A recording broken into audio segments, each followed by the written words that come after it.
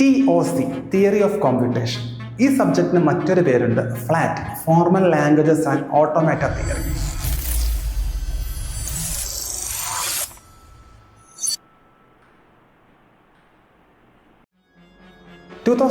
സ്കീമിൽ computer സയൻസിന് പഠിക്കാനുണ്ടായിരുന്ന subject ആയിരുന്നു flat, automata theory. Flat എന്ന് പറയും, ഇവിടെ ഇപ്പോൾ TOC എന്ന് വിളിക്കുന്നു. ഓക്കെ, TOC എന്നും ടോക്ക് എന്നും വിളിക്കാറുണ്ട്. അപ്പോൾ ഈ പേരൊക്കെ കേൾക്കുന്നുണ്ട്, ഫ്ലാറ്റ്, ടോക്ക്, TOC എന്നൊക്കെ കേട്ട എല്ലാം ഒരൊറ്റ ആളാണ്, that is automata theory. Automata theory അതായത് ഈ കമ്പ്യൂട്ടർ കണ്ടുപിടിക്കുന്നതിന് ബേസ് എന്ന് പറഞ്ഞാൽ മാത്തമെറ്റിക്കൽ ആയിട്ടുള്ള മാത്തമെറ്റീഷ്യൻസ് ആണ് ഇതിൻ്റെ പുറകിൽ വർക്ക് ചെയ്തേക്കുന്നത്. സോ മാത്തമെറ്റിക്കലി നമ്മൾ സോൾവ് ചെയ്യാൻ പറ്റുന്ന പല പ്രോബ്ലംസും ഒരു കമ്പ്യൂട്ടറിനെ കണ്ട് അതൊരു കമ്പ്യൂട്ടേഷണൽ പ്രോബ്ലം ആക്കി എങ്ങനെ സോൾവ് ചെയ്യാം, ഇതിനെക്കുറിച്ചൊരു സ്റ്റഡി നടത്തുന്ന ഒത്തിരി മാത്തമെറ്റീഷ്യൻസ് ഉണ്ട് കേട്ടോ. ഒരു ബെസ്റ്റ് ഒരാളുണ്ട്, ഓർത്ത് വെച്ചേക്കാം, അലൻ ട്യൂറിംഗ്. നമുക്കത് പഠിക്കാനുണ്ട് ലാസ്റ്റ് ട്യൂറിംഗ് മെഷീൻ.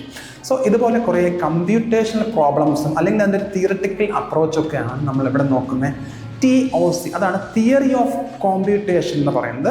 ഞാൻ സിംപ്ലി ഒരു ഐഡിയ പറഞ്ഞു തന്നുള്ളൂ. ഈ സബ്ജക്റ്റിനകത്ത് നിങ്ങൾ പഠിക്കുമ്പോൾ നമ്മൾ ഇതൊന്നും ബോധർ ചെയ്യണ്ട. കുട്ടിക്കാലത്ത് ഇംഗ്ലീഷും മലയാളവും ഒക്കെ പഠിക്കുന്ന സമയത്ത് ആദ്യമായിട്ട് നമ്മൾ എന്താ പഠിച്ചെന്ന് ആലോചിക്കും. ഇംഗ്ലീഷ് എന്ന ലാംഗ്വേജ് ആദ്യമായിട്ട് പഠിക്കുമ്പോൾ അതിനകത്ത് A മുതൽ Z വരെയുള്ള 26 സിംബൽസിൻ്റെ set, that is English alphabets ആണ് ആദ്യമായിട്ട് പഠിച്ചത്. മലയാളം പഠിക്കുമ്പോൾ മലയാളത്തിനകത്ത് മലയാളം അക്ഷരമാല പഠിച്ചു. ഓക്കെ, നമ്പേഴ്സ് പഠിച്ചപ്പോഴും 0 മുതൽ 9 വരെയുള്ള 10 സിംബിൾസ്, ഡെസിമൽ നമ്പേഴ്സ് പഠിച്ചു. സോ ഓരോ ലാംഗ്വേജ് പഠിക്കുമ്പോഴും നമ്പേഴ്സ് ഞാനൊരു എക്സാമ്പിൾ പറഞ്ഞെന്നുള്ളൂ. ലാംഗ്വേജ് പഠിക്കുന്ന സമയത്തൊക്കെ ആദ്യം പഠിക്കേണ്ടത് ആ ലാംഗ്വേജിനകത്ത് സപ്പോർട്ട് ചെയ്യുന്ന സിംബിൾസാണ്, അല്ലേ? സിംബിൾസ് ആദ്യം പഠിക്കും. സിംബിൾസിൻ്റെ സെറ്റ് നമ്മൾ പിന്നീട് ആൽഫബറ്റ്സ് ആയിട്ട് പഠിക്കും. സോ ഇവിടെ TOC പഠിക്കുമ്പോഴും ബേസിക് ആയിട്ട് ആദ്യം പഠിക്കേണ്ട കാര്യമാണ് symbols. What are symbols? Okay, സിംബിൾസിൻ്റെ സെറ്റ് അവിടെ പഠിക്കുമ്പോൾ എന്തായി? ആൽഫബറ്റ്സ് ആയി. കുട്ടിക്കാലത്ത് ABCD പഠിച്ച് കഴിഞ്ഞിട്ട് നെക്സ്റ്റ് നമ്മൾ എന്താ പഠിച്ചത്? A for apple, B for boy, C for cat, അങ്ങനെ ഓരോ സിംബിൾസിന് കറസ്പോണ്ടിങ് ആയിട്ട് വേർഡ്സ് പഠിച്ചു. ഇവിടെയും അതുപോലെ തന്നെയാണ്. സിംബിൾസ് പഠിക്കുന്നു, നെക്സ്റ്റ് നമ്മൾ ആൽഫബറ്റ്സ് പഠിക്കുന്നു, ദെൻ വേർഡ്സ് പഠിക്കുന്നു, വേർഡ്സ് ഓർ സ്ട്രിങ്സ് പഠിക്കുന്നു. ഈ ആൽഫബറ്റ്സിനകത്ത് ആപ്പിൾ എന്ന സ്ട്രിങ് കൺസിഡർ ചെയ്തേ.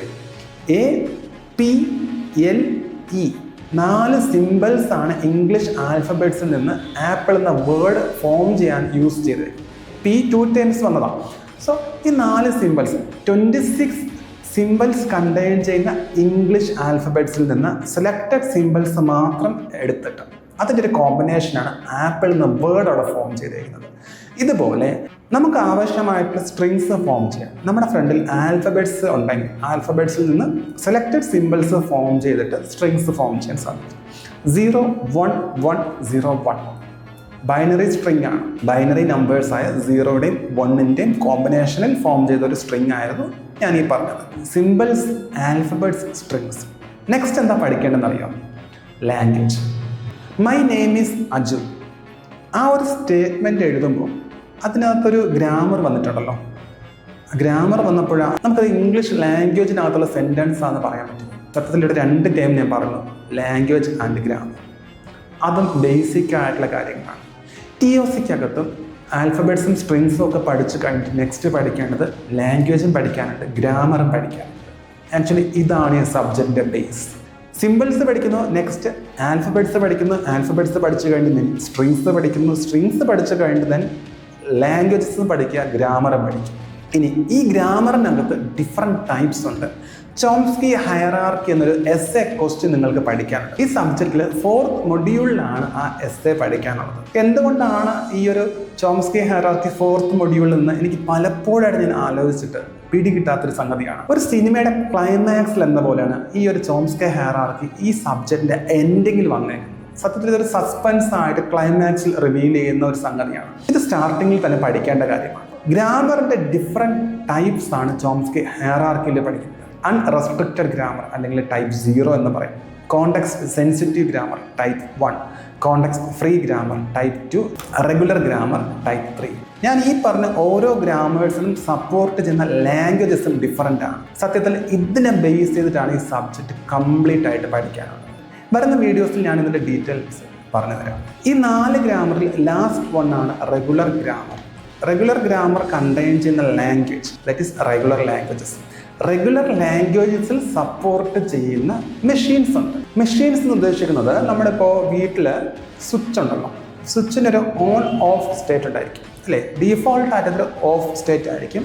ഒരു യൂസേജ് നമുക്കൊരു ഫാൻ ഇടേണ്ട ആവശ്യം വരികയാണെങ്കിൽ ഫാനിൻ്റെ സ്വിച്ച് നമ്മൾ പ്രസ് ചെയ്യുമ്പോൾ അത് ഓൺ സ്റ്റേറ്റ് ആവും. സോ ആ സമയം മെഷീൻ അവിടെ മറ്റൊരു സ്റ്റേറ്റിലേക്ക് പോയി, ഒരു സ്റ്റേറ്റിൽ നിന്ന് മറ്റൊരു സ്റ്റേറ്റിലേക്ക് പോയി.